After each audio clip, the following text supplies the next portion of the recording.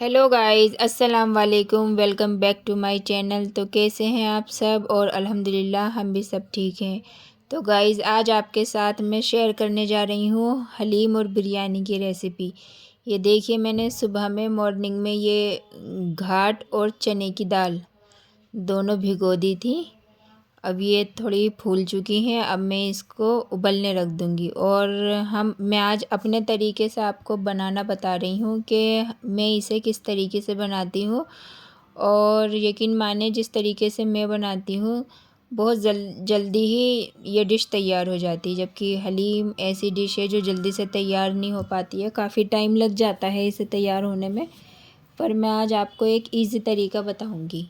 तो देखिए, यहाँ मैंने ये सुबह जब मेरे बच्चे स्कूल गए थे तो मैंने इसे भिगो के रख दी थी, चने की दाल मिक्स करके घाट को। और अब मैं इसे एक दो बार और अच्छे से वॉश करके और इसे बिस्मिल्लाह पढ़ के उबलने के लिए रख दूँगी।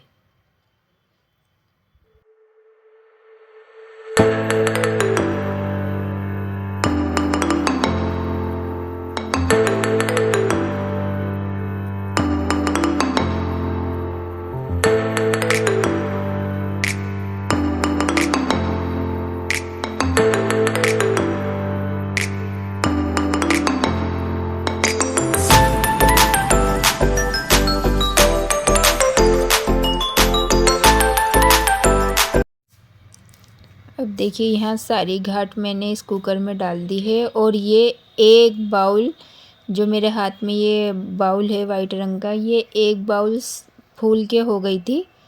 तो एक बाउल घाट में मैंने इसमें 3 बाउल भर भर के पानी डाला है। ये मेरा अंदाज़ था कि इससे ना ही ये जलेगी, ना ही पानी मतलब ज़्यादा होगा, ना ही कम पड़ेगा। ये एकदम परफेक्ट उबल जाएगी।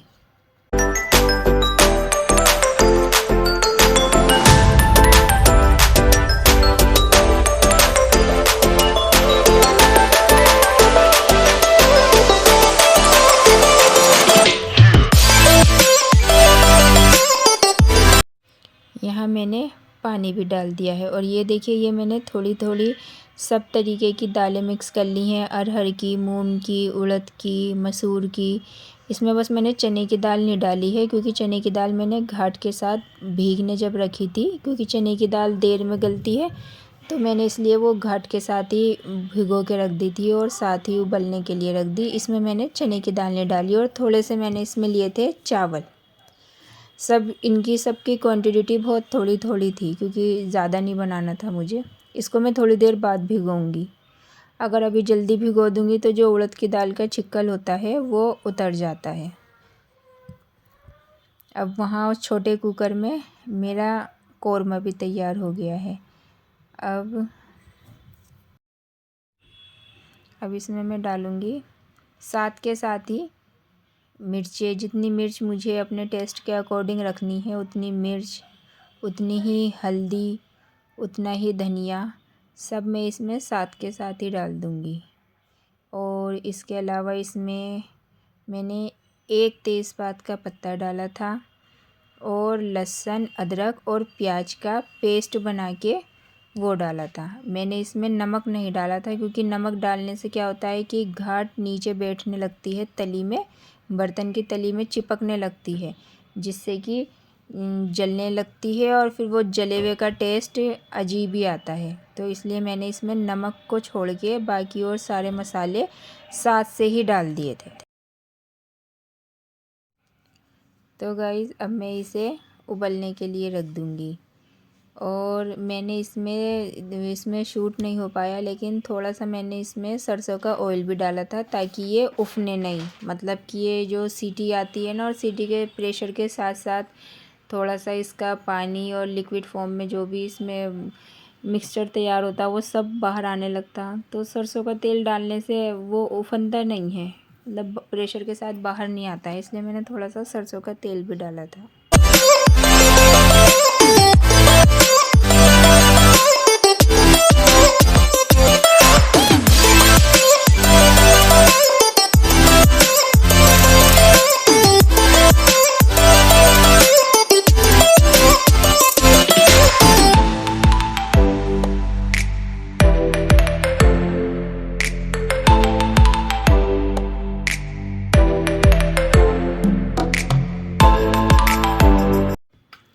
देखिए ये यहाँ मैंने कोरमा भी तैयार कर लिया था और माशाल्लाह से कोरमा भी कितना सही बना है, एकदम जैसा मुझे चाहिए था वैसा ही। इसकी मैंने रेसिपी शूट नहीं करी क्योंकि इसे जब मेरे बच्चे स्कूल चले गए थे उसके बाद ही मैंने इसे पकने के लिए रख दिया था।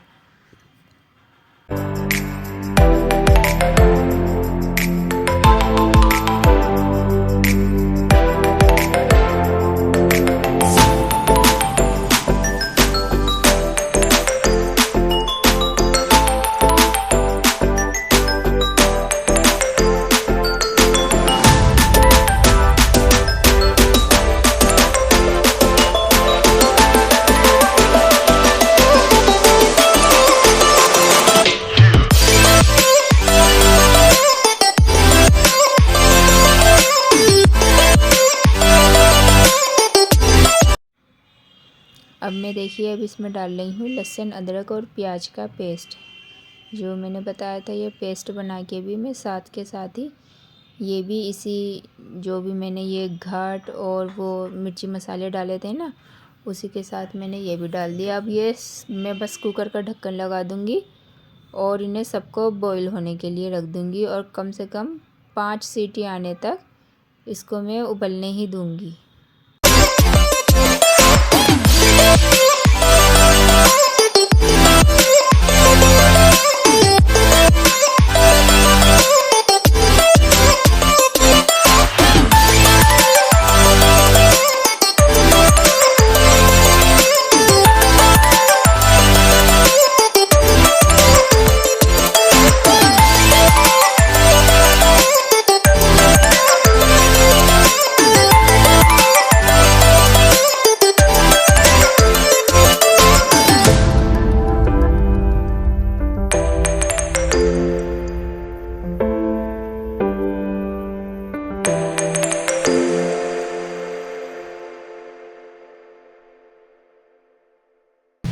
मैंने सुबह मॉर्निंग में भिगो के रख दिया था, इसमें ज़्यादा टाइम नहीं लगेगा गलने में, ये जल्दी गल जाएगी। तकरीबन 4 या 5 सीटी के बाद हम इसे एक बार खोल के देखेंगे। तो गाइस देखिए यहाँ मैंने इसका कुकर का प्रेशर निकाल के चेक कर रही हूँ कि ये घाट जो मैंने उबलने के लिए रखी थी ये कितनी गल चुकी है।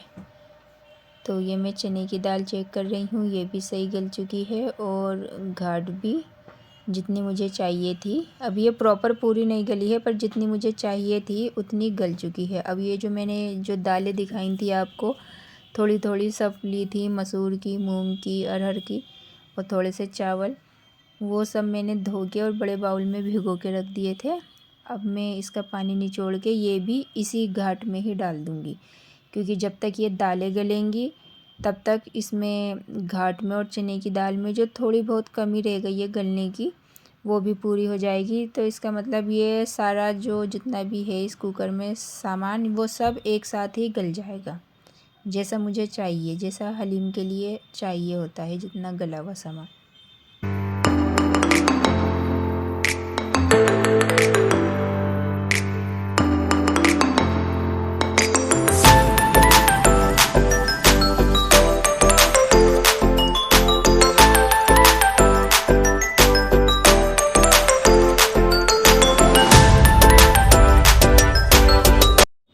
अब देखिए ये सारा सामान डाल के मैंने फिर से इसे चढ़ा दिया है और मैं अब बाद में खोलूँगी। अब मैं इसे तकरीबन मैंने इसमें 3 सीटी ली थी और 3 सीटी के अंदर ये सब सामान तैयार हो गया था। यहाँ मैं अपनी बिरयानी के लिए चावल भिगो रही हूँ। मुझे ज़्यादा नहीं बनाने थे इसलिए मैंने ये जो छोटा सा मग है ये सिर्फ़ 3 ही लिए थे क्योंकि मैं नाप के ही बनाती हूँ। नापने से ये होता है ना ही कम होते हैं ना ही बढ़ती होते हैं और एक अंदाज़ा सही रहता है।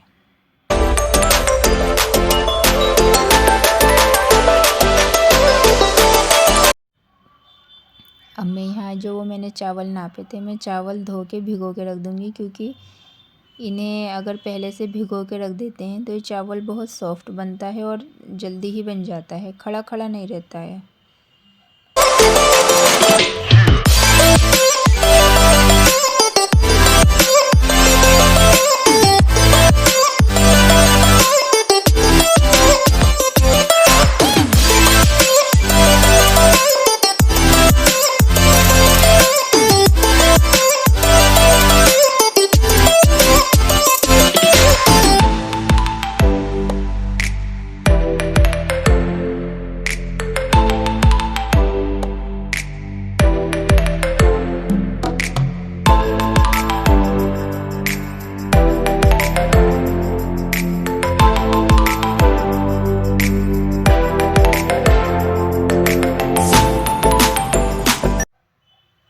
अब यहाँ मैं शुरू करूँगी अपने बिरयानी को भगाड़ने के लिए उसकी तैयारी। अब उसके लिए मैंने ये मिक्सी के जार में लहसुन, अदरक और थोड़ी सी सौंफ और थोड़ा सा धनिया लिया है। आप इस मेरे तरीके से बनाइएगा। इसमें मैंने कोई अखनी नहीं करी थी, जैसे पुलाव की या बिरयानी की अखनी करते हैं, चिकन की या गोश्त की। सिर्फ़ बिना उस गोश्त के ही बना था ये, लेकिन इसमें टोटल सामान मैंने एक अखनी वाला ही डाला था, जैसे अखनी के बिरयानी में डलता है। तो इसमें स्मेल और इसका टेस्ट सब कुछ प्रॉपर वैसा ही आता है। तो लहसुन अदरक के पेस्ट में मैंने थोड़ी सी सौंफ डाली, थोड़ा सा धनिया, और अब मैं इसे पीस लूँगी मिक्सचर को।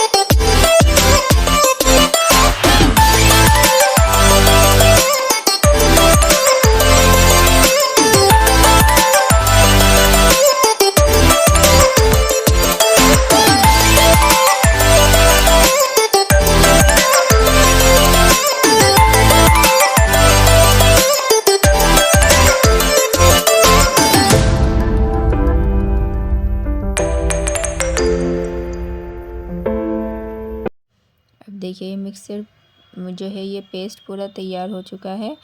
अब मैं जल्दी से ये प्याज, हरी मिर्च, ये जो इसके बिरयानी के छोंकने का सामान होता है, ये सब तैयार कर लूँगी। और मैं बिरयानी जब बनाती हूँ तो मैं उसमें नींबू ऐड करती हूँ, दही नहीं। नींबू या दही इसलिए डाला जाता है कि चावल चिपके नहीं, एकदम खिला खिला बने और ना ही टूटे। तो मैं दही का यूज़ तो नहीं करती, मैं नींबू डालती हूँ। मुझे दही से ज़्यादा अच्छी नींबू लगता है डालना, कि नींबू ज़्यादा बेस्ट रहता है। तो अब मैं जल्दी से ये प्याज, हरी मिर्च, नींबू और जितना भी सब कुछ सामान होता है इसमें डालने का, ये सब निकाल लूँगी।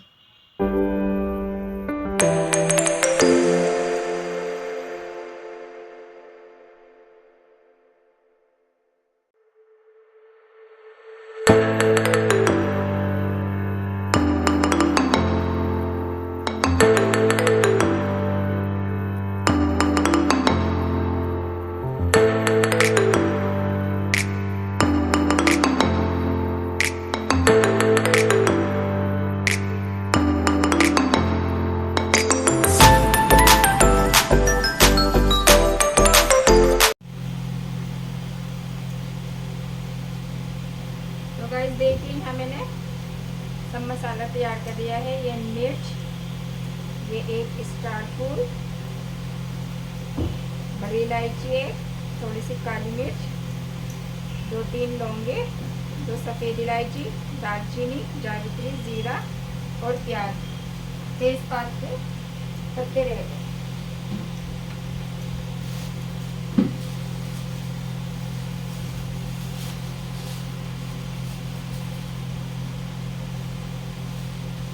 दो तेज़पात के पत्ते।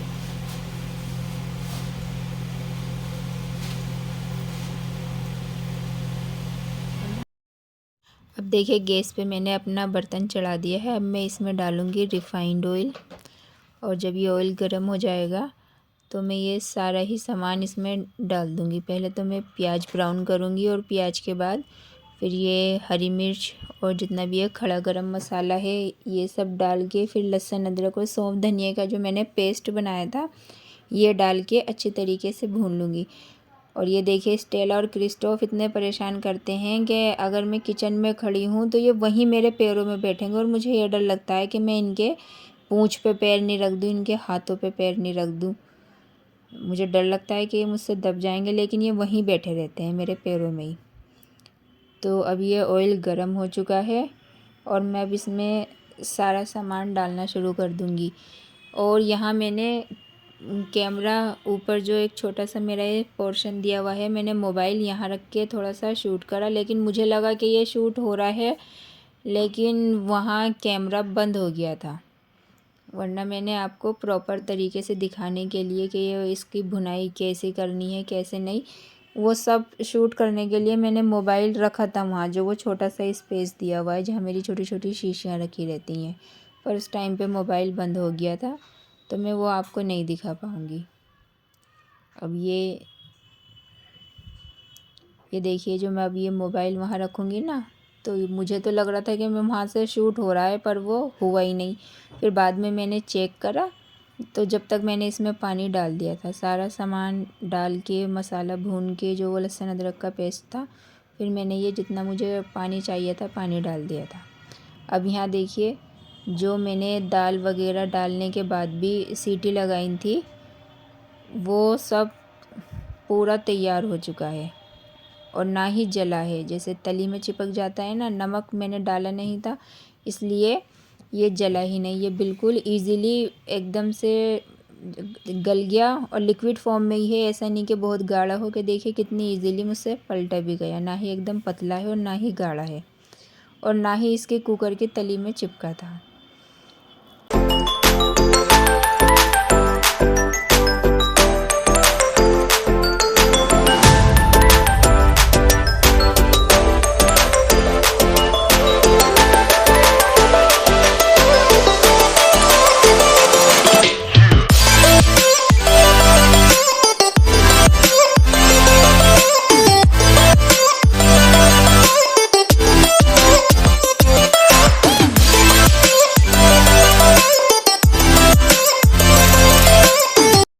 अब देखिए, इस भगोने को मैं दोबारा से गैस पे चढ़ा दूँगी और इसमें नमक मैं अब ऐड करूँगी, क्योंकि ये बिल्कुल फीका है। सारा जितना भी ये मैंने उबाला था सामान, ये सब बिल्कुल फीका है।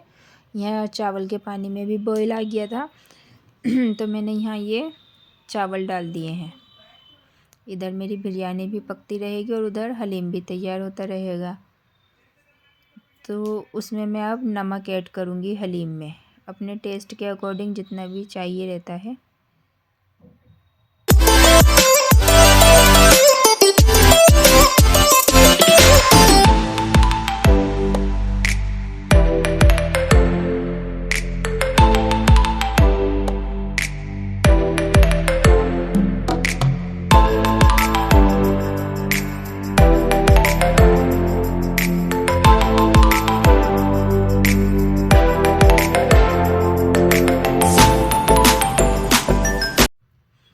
तो अब मैंने इसमें नमक ऐड करने के बाद अब इसे, हमारे वहाँ तो इसे घोटा बोलते हैं, जिससे कि ये साग भी घोटते हैं और हलीम भी घुटा हुआ ही अच्छा लगता है। बहुत से मिक्सी में घोट लेते हैं, पर उसमें ना बहुत ज़्यादा एकदम बहुत ही पतला सा बन जाता है, कढ़ी जैसा, वो मुझे अच्छा नहीं लगता। तो मैं इसे घोटे से ही घोटती हूँ, घोटे की मदद से। अच्छा, मुझे तो हलीम घुटा हुआ ही नहीं अच्छा लगता, लेकिन मेरे हस्बैंड को हलीम घुटा हुआ अच्छा लगता है, तो मुझे उनकी वजह से इसको थोड़ा सा घोटना पड़ता है। और भगोना गर्म हो ही रहा था, तो इसलिए मैंने ग्लव्स पहन रखा है और ये बस जितना मुझे घोटना था उतना मैं घोट लूँगी। और ये नीचे गैस जल रही है, ये साथ साथ में पक भी रहा है, इसमें बॉईल भी आ रहा है। और मैंने इसमें अभी पानी नहीं डाला था, अभी ये उतना ही गाढ़ा है, क्योंकि अगर मैं पानी डाल देती तो ये इतनी आसानी से फिर घुटता नहीं है। गाढ़ा रहता है तो बहुत आसानी से घुट जाता है। घोटने के बाद में मैं इसमें जितना मुझे पतला चाहिए फिर उस हिसाब से पानी ऐड करूँगी।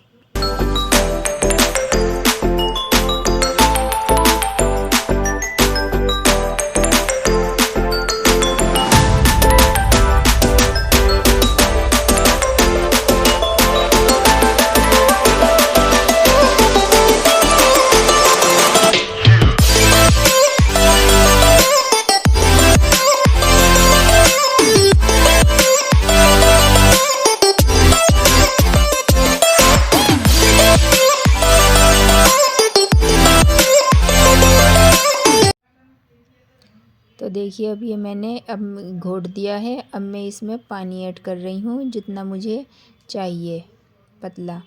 और अभी मैंने इसमें वो जो कोरमा बना हुआ रखा है वो भी नहीं डाला। पहले मैं थोड़ा सा इसको चला के देख लूँ कि ये कितना गाढ़ा या कितना पतला है। इसके बाद में मैं उसमें वो जो कोरमा तैयार करा था मैंने वो भी डालूँगी और फिर एक बार और नमक चेक करूँगी।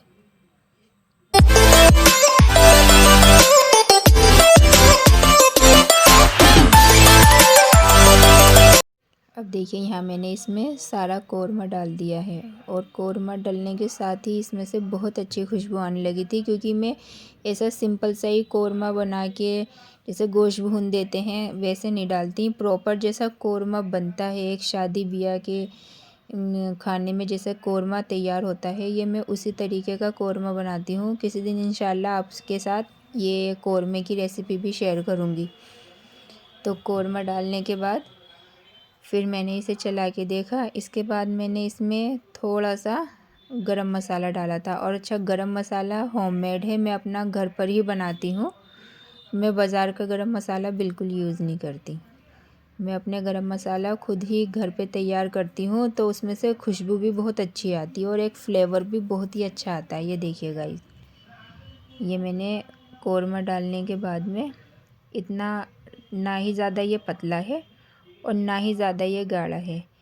हमारे वहाँ तो इसी हिसाब का खाया जाता है कि ना ही पतला हो और ना ही गाढ़ा हो।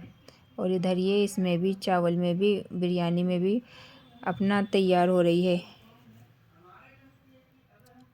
ये देखिए, ये थोड़ा सा मैंने इसमें गरम मसाला डाला है और ये गरम मसाला मेरा खुद का बनाया हुआ है, होममेड।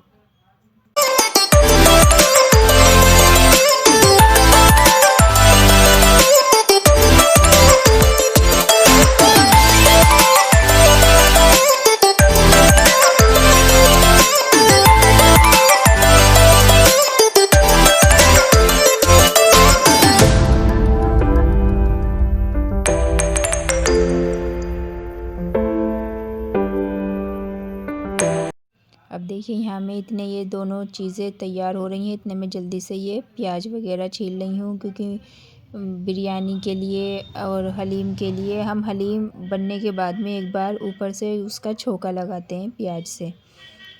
तो ये सब मैं छील रही हूँ और मैं कूड़ा एक पॉलीथीन में ही करती हूँ, जिससे काउंटर टॉप बिल्कुल एकदम क्लीन रहता है और कूड़ा भी बस एक पॉलीथीन में रहता है। और उठाओ उस पॉलीथीन को और डस्टबिन में डाल दो। तो इसलिए मैं एक पॉलीथीन में ही सारा कूड़ा इकट्ठा करती रहती हूँ।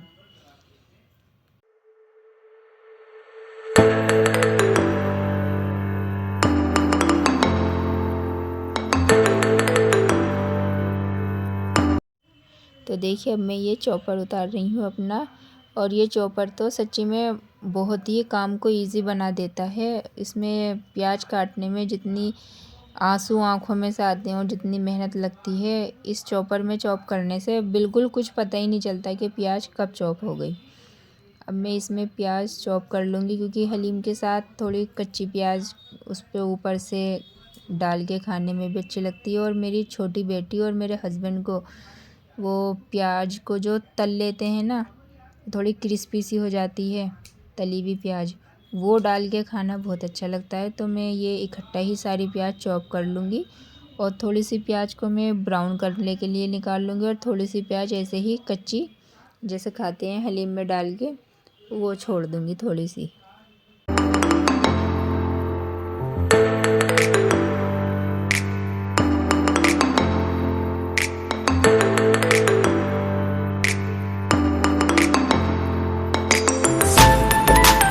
अब देखिए, ये मेरी बिरयानी का, इसमें मैंने फूड कलर वगैरह सब ऐड कर दिए थे, तो कितना प्यारा लुक आया है। अभी मैं इसको ऊपर से भी गार्निश करूँगी इसकी प्याज से, लेकिन अभी ये मैंने बस बन गई थी तो ऐसे ही रख दी। और बिरयानी मेरी तैयार हो चुकी, हलीम भी ऑलमोस्ट तैयार ही है, बस उसको थोड़ा सा मैं चला रही थी बार बार। और यहाँ ये मैं प्याज ब्राउन करने के लिए मैंने ये फ्राई पैन में ऑयल रखा है। और मैं खाना ज़्यादातर सरसों के तेल में ही बनाती हूँ, क्योंकि मेरे हस्बैंड को डॉक्टर ने सरसों का तेल ही बता रखा है, ना ही रिफ़ाइंड ऑयल ज़्यादा और ना ही मक्खन या देसी घी वगैरह। उन्हें सरसों का तेल ही बताते हैं डॉक्टर, इसलिए। तो अब मैं इसमें मैंने प्याज डाल दी है और अब ये इतने ब्राउन होगी, इतने पता नहीं, मैं कुछ सामान लेने के लिए चली गई थी। इसको गैस को स्लो करके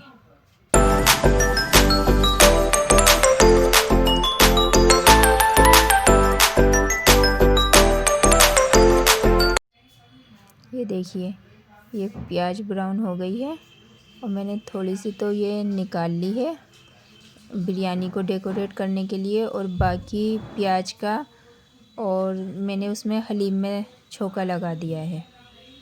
अब मेरा हलीम भी रेडी हो गया है और मेरी बिरयानी भी, और जितना भी ये सब इसका सामान होता है, प्याज नींबू वगैरह, ये सब डन हो गया है अब मेरा। और देखिए घुट भी अच्छा गया है, ना ही गाढ़ा है और ना ही पतला है, बिल्कुल एकदम परफेक्ट है एकदम। अब मेरा ये सारा तो खाना गाइस यहाँ मेरा खाना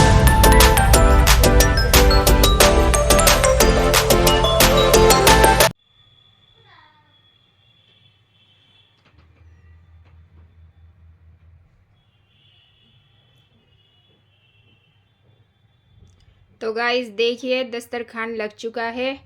आइए आप भी बिस्मिल्लाह पढ़ लीजिए और आप बताइएगा कमेंट करके कि मेरी प्रेजेंटेशन कैसी लगी, क्योंकि कहते हैं कि खाना अगर स्वादिष्ट हो और उसके साथ साथ उसकी प्रेजेंटेशन भी अच्छी हो तो खाने का जायका दुगना बढ़ जाता है। तो गाइस ये है मेरा हलीम और ये है बिरयानी, इसकी रेसिपी। तो इसी के साथ मैं अपने आज के व्लॉग को एंड करती हूँ। अगर आपको आज की मेरी रेसिपी पसंद आए और मेरा व्लॉग पसंद आए तो प्लीज़ मुझे लाइक करिए, शेयर करिए एंड सब्सक्राइब करिए, और मुझे कमेंट में ज़रूर बताइएगा कि आपको मेरी डिश कैसी लगी। तो फिर मिलती हूँ मैं कल को नए व्लॉग के साथ। बाय, अल्लाह हाफिज़ एंड थैंक्स फॉर वॉचिंग।